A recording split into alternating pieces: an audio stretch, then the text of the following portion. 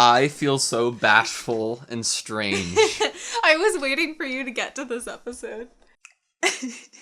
I don't know what to do. Take a deep breath, a good drink of water.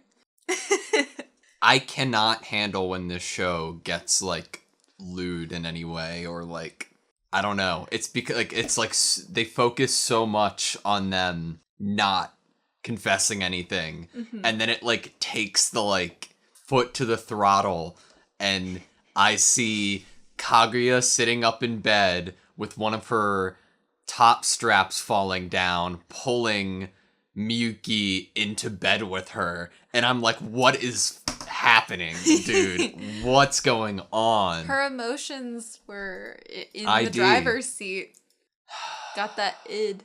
It's strange because it's like, I was like, oh, so only one of them's gonna remember that it happened, but both of them remember that something happened. Like, they just don't know. Well, she doesn't know what. But like, this is big. This is huge. And everything she was saying to him was almost a confession, but not a confession. It was like, we as the audience understand the meaning of her words, but he can't necessarily understand them. Yeah. I wanted to go to the, I guess, yeah, if you are a Shinomiya, do not rely on anyone, instead use them. Do not receive anything, instead steal. Do not love anyone. There is no instead. That's like, we haven't met Kaguya's parents, right? Right, we have not. For a reason. Like, they probably aren't very present. Which is really sad. It makes sense. Everything here makes sense why Kaguya is the way that she is. And also why Hayasaka treats her the way that she does. Yeah. And does these little things to push her almost to not live by this kind of family motto. And I think that there's no question that Hayasaka knew that nothing weird was going to happen other than innocent stuff, you know? And I think Hayasaka probably knew that if something did happen, it would be way more on a more kind of romantic, sweet scale, like maybe a kiss or a hug, but not like majorly inappropriate. Yo, Kaguya doesn't even look like Kaguya here, you know? Let's sleep together. Jesus. Are you shy? I'm shy. I don't, it's weird. And then she says how cute. Wasn't it amazing? But he got to hear her say it in a way that wasn't like... He didn't even think about it. I know. Which is crazy. She said the words like he's so afraid how of. it actually would be. But how it actually would be. Oh my gosh, man. And Hayasaka was waiting outside of that room, like, probably that entire time. Oh, I'm sure. I'm always doing things to make trouble for you. I never know what to do. There's so many things. It's the first time for me, so I don't know. It's from that motto, we learn it is her nature to don't receive anything, instead steal it. Yeah. So she, those kind of mottos definitely go hand in hand with how she's not willing to confess. She's using trickery and plans and plots in order to basically steal his confession. That's a really good way of putting it, because it's like, even in all of her plans, the plan that she had, like, the plan that caused her to be sick, right? And in the end, it was her getting something out of it, but not just genuinely receiving it. It was her, like, playing mental gymnastics so that she can, like, win and steal it from the scenario. And there's multiple ways that it wasn't very nice of her. Yeah. Because not only was that, like, she quickly ran out and kind of left him there where he obviously thought he was really alone and was like, I need to bike in the rain.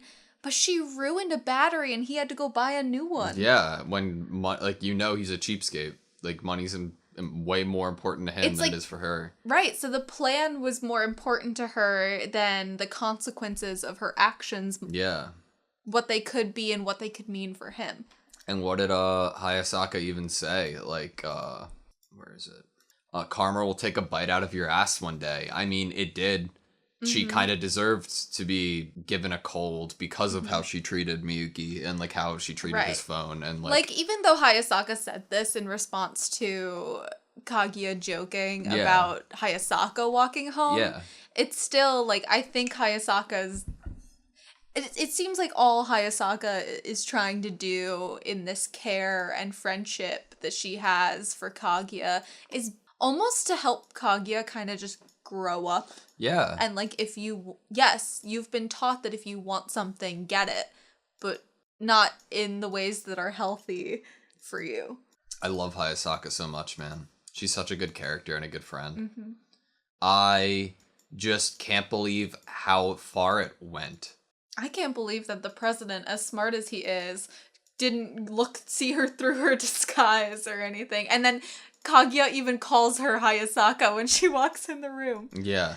And but he was so focused on him being in Kaguya's home that when these moments happen, the kind of like smart overthinking doesn't happen for either. Well, one of the things that I was like thinking about, I was like, is the president gonna recognize Hayasaka? Like, and then she changed eye contacts, color. stuffed her bra a little bit, switched how her hair is. I love it, but I don't know, man. I never thought we'd see this. I love how the overexhausted Miyuki just falls right asleep. Mm-hmm. And it's late into the night, and obviously, like, Kaguya's parents are still nowhere to be seen. You know what I mean? It's crazy. And hey, all Kaguya needed to feel better was a good rest and nap with Miyuki. Mm-hmm.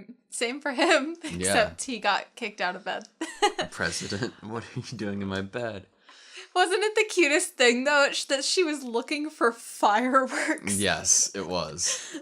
She was acting a little bit like Chica does on a regular basis. Like, it makes sense now why Chica would try so many dirty tricks. Yeah. Just to be able to visit Kaguya like this. Yes, it does. The heart-pounding visit. It's going to go down as one of my favorite episodes. Oh, I was waiting for you to see this one. This was, like, the first moment when I first watched the show that I was kind of like, oh my god, there could have been some form of, like, you know, sometimes in shows, like, at a moment like this, they would have used it for Kaguya, the person with the cold or the fever, to confess, and the other person hear it. Yeah. But then there still be those issues later on of, like, not knowing they had confessed, and the other person is, like, isn't bringing it up with them. Yeah. So when I first watched this, I thought maybe that sort of thing was going to happen here because I've seen it before. But I almost preferred that it was like we heard some form of what made sense to us from knowing her and being the audience, kind of, if you read into it a little bit, confession. Yeah. But not, you know, it was so it also good. Like, it goes to just reinforce the characters and, like, their innocence and who they are. Like, it's a situation that could have been, like, taken advantage of or changed in, like, in multiple different types of ways, but it just, like, goes to show how they're kind of perfect for each other and that innocent, like, they're on the same page. Right. It seems like they actually are on the same, like, level of things and feelings, and I don't know. It's something that Miyuki, I think, now knowing and listening to, has to take into consideration going forward, because he probably has more freedom and experience of, like, expressing yourself and all of those things than Kaguya does based off of her, like, family rules, you know? Like, it's, Miyuki puts his own expectations on himself. That's the difference, is, Kaguya is living by the expectations of the Shinomiya name. Yeah. Miyuki is like, I need to get a job because I need money and probably want to help out the family. I want to get good grades. I want to, you know, it's, like, more personal. Like, Definitely. It's not like he has the family pressure that she has. He wants to be doing all these things for himself. It opens up the question, he's living how he wants to live and doing the things he wants to do for himself. What would that be like for her? Good question. Gosh, I like the show so much. And it's just also funny thinking about innocence-wise. Just a couple episodes ago, Kaguya thought the first time was a kiss. They're evolving.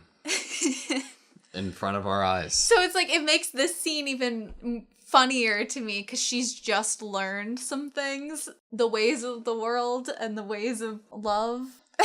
I hope there's a little bit of a break between another lewd moment because I can't take it. I cannot take it. It was definitely a surprise to see her getting up from bed and, you know, the tank top. I was like, what am I supposed to... Like, and you're like, whoa, Kaguya, you would not be happy knowing that Miyuki is in bed next to you right now. The way Miyuki was like daydreaming about Kaguya too, I was like a little like, what's going on?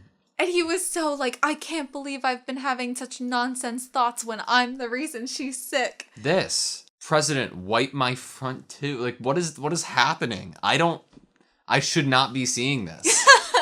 It's very realistic though. Okay. Not her saying that, I know. him having those thoughts. I know. I just love what do all you the think characters. about Ishigami and Chika switching kind of lines and exits? I loved it. Well, I really love them as characters, both of them, especially Ishigami. I love that man. Shame, shame, shame, shame. It's like, of course, Chica would have a bunch of these rigged cards, He's though. dissing analog gamers. Yeah. He's like, she's not a real gamer. Facts. Ugh. That was a really good episode. That's definitely one of my favorites. If not my favorite so far. Alright, that's all I have you. Thank you guys so much for watching this episode with us. Please like, comment, and subscribe, and we hope to see you next time.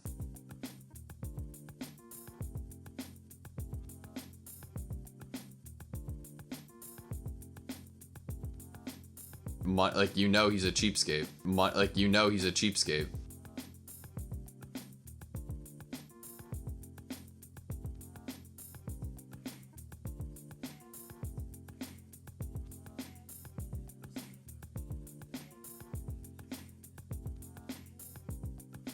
Like, you know he's a cheapskate.